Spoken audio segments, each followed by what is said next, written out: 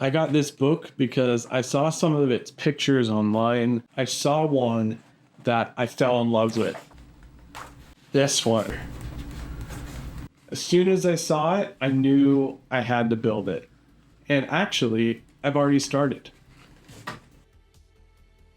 And lately, I've been terrified of this project. I want to make it right. I want to make it perfect. I've had this half finished for so long that I'm kind of changing up the concept to stay half finished. So this is my original concept sketch. And I think leaving it half constructed might be pretty cool. And I found some reference photos that kind of help support this idea.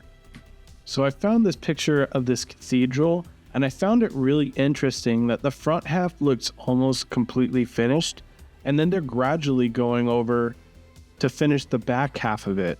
And although it's probably unrealistic to do that with this tower, in a fantasy world, I can kind of bend the rules. Make sure you like the video and comment what you think I should incorporate into this build. Let's get started. Although I want this tower to look half constructed, I don't want it to look like it's impossible to be standing. So we're going to add a couple supports in the front. When I've been away from a project for a while, it's tough to jump back in. I've learned a trick. If I deliberately mess something up, my brain automatically goes into problem-solving mode. It helps me hyper-focus on one specific challenge that I need to overcome, and it helps me not feel as overwhelmed. Now, this might not work for everyone, but it's the perfect way to build momentum, and momentum is exactly what you need right now.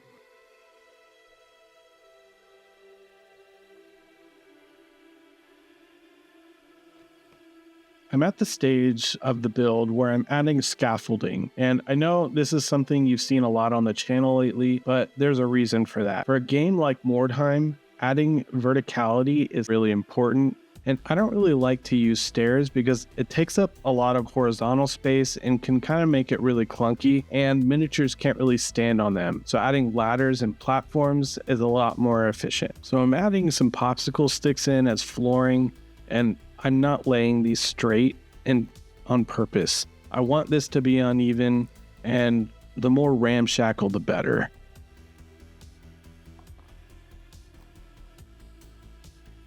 The hot glue strings can be kind of annoying, but if you just torch it with a lighter after you're done, it tends to go pretty quick.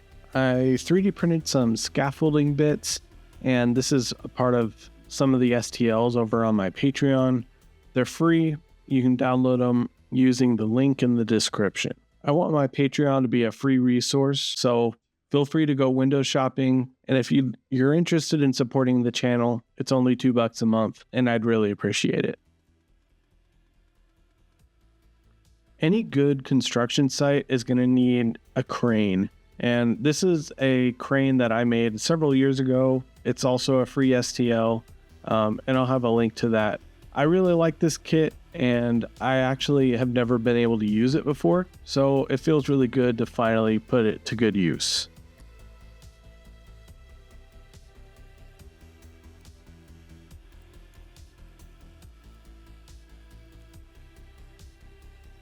To accentuate the molding and kind of drop down that detail a little bit, I added a support underneath each one of these crenellations just to kind of add a bit more dimension and continuity between the scratch-filled parts and the toy.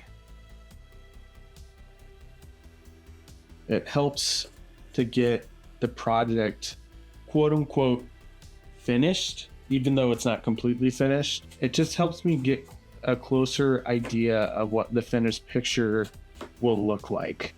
And then it makes it easier for me to kind of combine it all together in my head. So I'm not going to go super high detailed for the painting here. I'm just going to kind of do the basic color that I like, which is like the gray.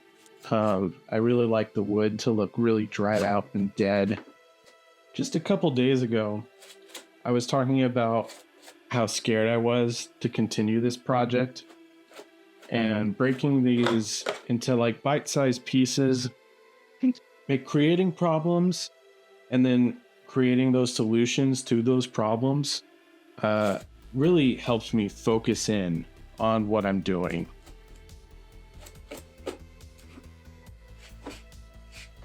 It helps me not overcomplicate the project, which I'm sure a lot of people can relate to. Like,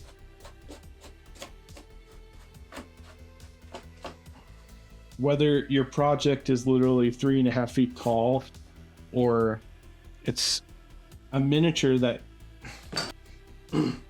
or it's a miniature you kit bashed and you're like, man, I don't know if I can do this kit bash justice. The project that I was so scared about leaving half finished, like in world, they literally half finished it. Like, this whole side is all like thought out and planned, and then this side is like construction. It is kind of poetic a little.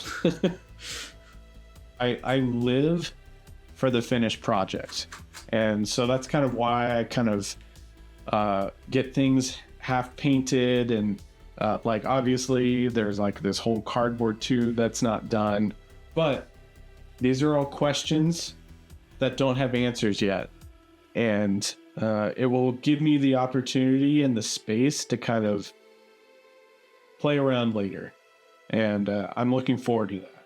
And having things to look forward to is 90% of the battle. And I still haven't even thought about this structure yet. If you could do me a favor, the algorithm and I have been having a bit of a disagreement. So if you could do me a solid and comment and like and subscribe, that goes a long way to help me share this video. And if you could literally share this video with someone you know, that would get me one extra view. And hopefully that can kind of go on to the next person and the next person. And we could kind of get the ball rolling and fight the algorithm, because it's not really doing its job right now. All right. Well, I appreciate you guys, and I'll see you next week. Have a good one.